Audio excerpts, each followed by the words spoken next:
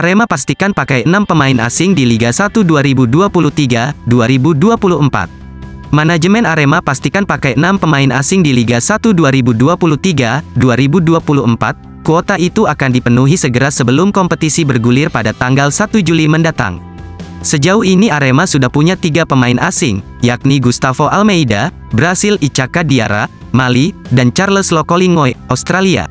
Artinya, Arema masih menyisakan 3 slot kosong, 2 untuk pemain asing dari negara bebas dan 1 dari negara ASEAN. Manajer tim Arema, Wiebi Andreas sudah mendapatkan rekomendasi dari tim pelatih untuk memenuhi kuota 5+1 itu, sisa 3 pemain akan segera dilengkapi. Slotnya tinggal 2 asing dari negara bebas dan 1 dari negara ASEAN, insya Allah kita lengkapi semuanya, kata Wiebi. Wiebi awalnya menargetkan akhir Mei, skuadnya sudah lengkap termasuk pemain asing. Kini pria asli Malang itu berharap bisa menutup perburuan pemain dengan memenuhi slot 6 pemain asing sesegera mungkin. Terdekat, setelah batal mengontrak gelandang asal Kamerun, Andre Zanga, Arema bakal kedatangan gelandang dari Argentina, sosok itu disebut-sebut adalah Ariel Lucero.